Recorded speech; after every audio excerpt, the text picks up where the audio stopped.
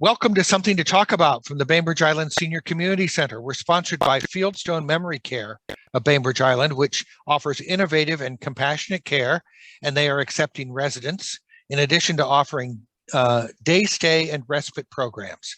To learn more or to tour their facility, call 360-689-4314. The subject for Something to Talk About today is pickleball. Pickleball was, at least as we understand it, created right here on Bainbridge Island in 1965 by Joel Pritchard and Bill Bell and Barney McCallum. And it was recently named the official sport of our fair state. And on March 28th, Governor Inslee honored today's guest, Clay Roberts, by declaring March 28th Clay Roberts Day. Although he doesn't like it when he's called this, everybody calls him Mr. Pickleball. Hi there, Clay. Hey, Reed. Good to see you. Good to see everybody. You. You're out at the courts at Battle Point. I am. I'm at what we affectionately refer to as the Founders Courts here. This isn't where the game was invented, but it's where we're trying to honor the game here on Bainbridge. And let me just see here if I can camera around. Here is the entryway to our courts, and Michelle Van Slyke, our local artist, did this beautiful archway that leads into kiosks that tell the story of pickleball. And you'll notice that we have bricks from around the country and around the world that people have purchased to game. In fact, you can see this one is from New Zealand. And there's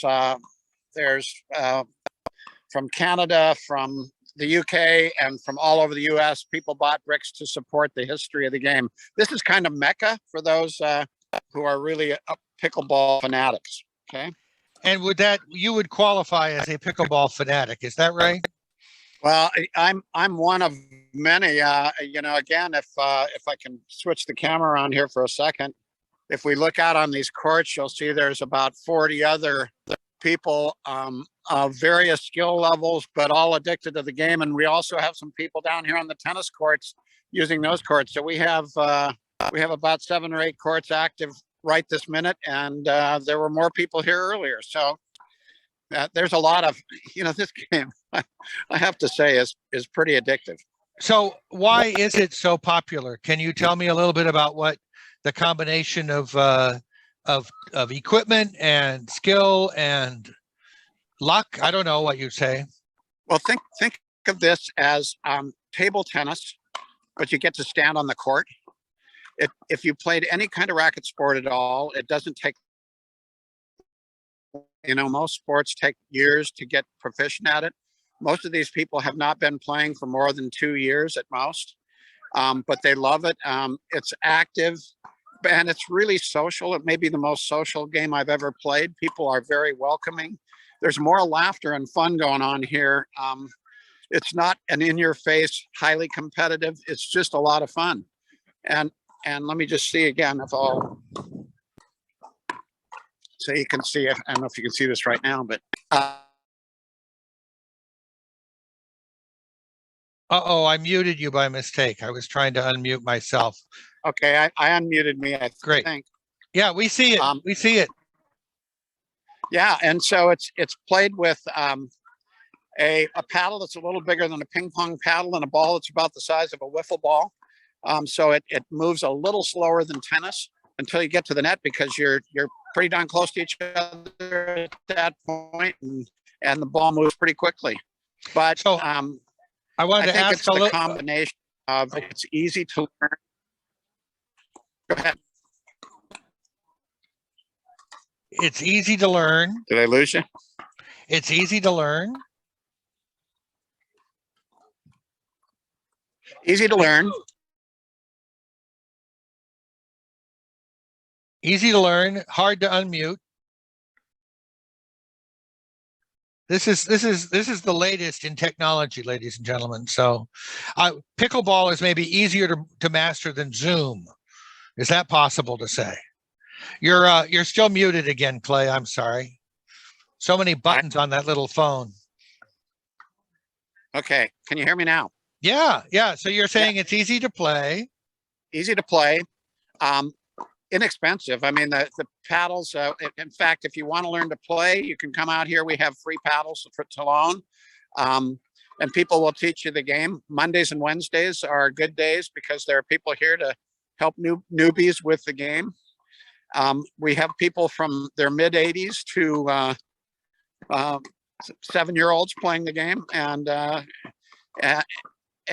again, you can play at all levels. You don't have to be highly competitive. So how did you get introduced, Clay? Well, my wife and I went down to the Palm Springs area with some friends, and they introduced me to the game. And I looked at it and I thought I could play this. In fact, my friend said, yeah, the first time I watched it, I thought, boy, I could be the champion in a year. And he told that to somebody who was the champion of the court who didn't appreciate it much. But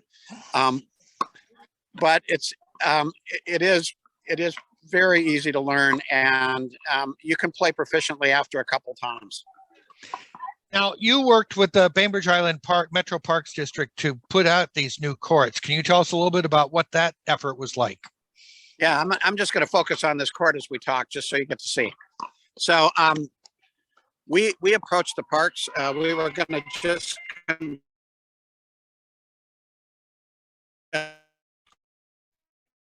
cost about $40,000, and they said fine. We raised money in a week to do that.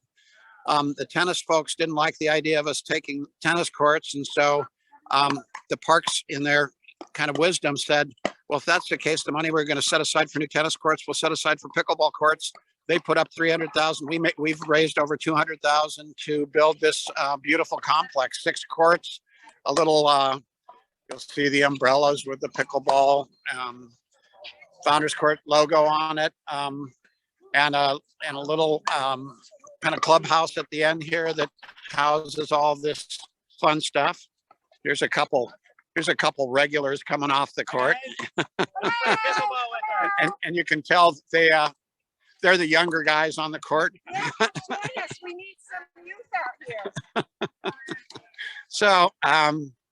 So Parks has been a great partner in this, and very generous, and we've worked hard to raise money so that it's a joint effort on the part of Parks and the pickleball community. So for those folks who say, you're taking away our tennis courts, you said, no, we just build our own courts. And it sort of makes sense for baseball to have Cooperstown, as you have said, basketball, Springfield, Mass, and little Bainbridge Island, Washington for pickleball. You'd be surprised, Reed, how many people come to Bainbridge to say they played at the home of the game. This is kind of like Mecca. We have a map in the clubhouse that shows in the first month and a half, we had 100 people. This is during COVID, 100 people from outside the state of Washington who came here to play, and over 25 people from outside the country to say they played in Bainbridge Island. So people played here. So I understand that that you work with the museum, the Bainbridge Island Historical Museum, to put together a tournament that invites a lot of people from around the world to come play, and that's coming up again this year, right? It's coming up in August, and the museum's been a great partner. They've carried the load. We try and provide the volunteer help to make it happen, and it's been a wonderful fundraiser and honors that. I mean, the historical museum has looked at history not being ancient, but more recent history, like the creation of the game, and we really appreciate that. So I'm going to just ask if anybody who's on the call here has a question directly for Clay. If you do, you can just open up your microphone and shoot it at him. Otherwise, I'll just ask you a little bit about what you said that it's of all ages. So do you have youth teams that play as well as obviously this time of day you're going to get a lot of our folks out there, the senior community center? Yeah. Well, we don't have any leagues going on, but we have the demographics change on the court during the day. This time of day, you're right, it's more seniors, but after school, we have a lot of young people who come and play and a lot of families, parents and kids who come and play together. So it kind of changes as the day goes on. So, but it's really taken off with younger folks as well. They love it. It looks like the courts are pretty much busy all the time. You said something about going up there and getting a chance to try. If you just show up and look hangdog, are you going to get a chance to get on the court for a minute or two? You know, I think I had the camera on Sherry a few minutes ago, and she said, "Come on out. We need more of you guys out here." It is very welcoming. If you show up and say, "I don't know anything about this game, but I'd like to learn to play," or you can say, "I've played a little bit and I'd like to play some more." This group is great. They'll take you in and include you in their group and help you learn the rules of the game, and you'll be playing in no time. So I can tell you probably a third of the people you just saw out here and said, "What is this? Are you ready?" And there's a paddle right here, and we put it in their hands, and they're still here. We can't get them to go home. Of course not. Michele Miller, who's the development director of the museum, is here. Did you want to say something about the Founders Day tournament or anything else, Michele? I do have a question. I'll just give a little history. I'm brand new to the organization and haven't lived through a pickleball tournament before. In fact, I've never played, which is my question, because I'd like to learn. So if I just popped onto the court this morning, which I can't because I'm working, but is there a fee involved, or? There are no fees involved. And in the beginning, the most important piece of equipment is just have good flat-soled tennis shoes. And you show up, no fee. And again, Mondays and Wednesdays are the best days because we're set up better to handle beginners on those days. But if you showed up, I can almost guarantee somebody would be here to, weather permitting, that someone would be here to help you learn the game and give you the basics. And we do a lot of, we think, I try and remind everybody here, this is the home of the game, and we think we should be the most welcoming place in the country for people to learn the game. And all of us were beginners in the last couple of years, and we all started out not knowing a great deal about the game, but somebody took the time to teach us, and an